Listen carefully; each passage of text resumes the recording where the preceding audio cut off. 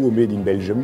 On nous a appris à développer des activités avec un système D, c'est-à-dire avec peu de moyens, on arrive à obtenir beaucoup de résultats. Je pense qu'on ne cherche pas un job, on cherche une opportunité aussi. The city is smaller than Brussels in size, and there are 13,000 startups here. I think there may be like 50 in Brussels.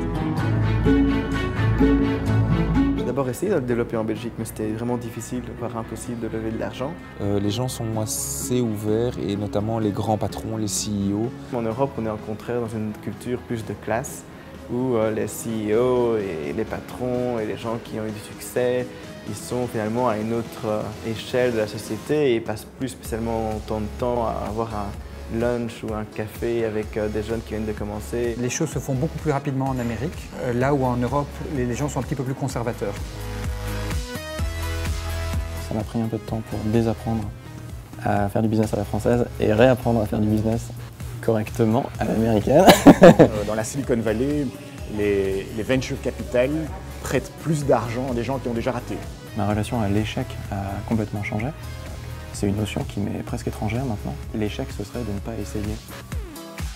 Pour un développeur et pour quelqu'un qui travaille dans le web et dans la technologie, c'est ici qu'il faut être. On a l'impression qu'ici c'est la Champions League alors qu'en Belgique on est en 3e provinciale. En général, ce sont des projets qui sont beaucoup plus ambitieux, où il y a beaucoup plus de prise de risque. Il ne faut pas parler de fuite de cerveau, il faut parler de formation de cerveau.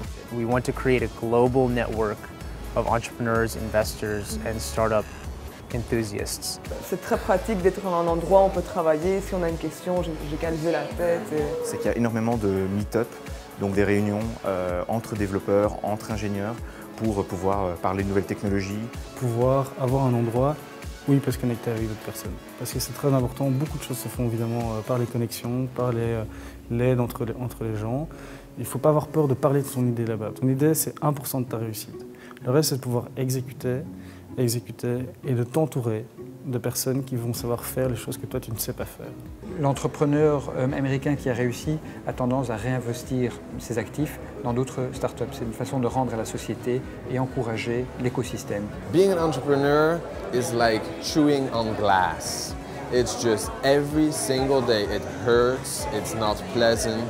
But you have to keep chewing. C'est un peu la philosophie à l'américaine, c'est marche ou crève, quoi. Le préavis, c'est 2 semaines là-bas, c'est pas 3 mois. Le mythe que l'entreprise belge part aux États-Unis et lève des fonds en 1 semaine et revient, ça n'existe pas. My hands were shaking like, hey, I'm going to raise $1 million.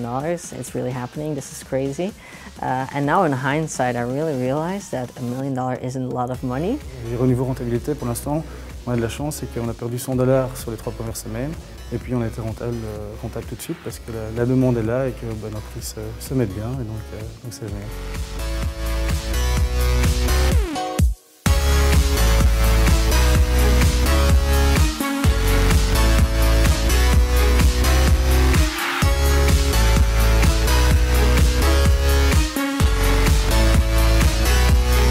We want to take over the world.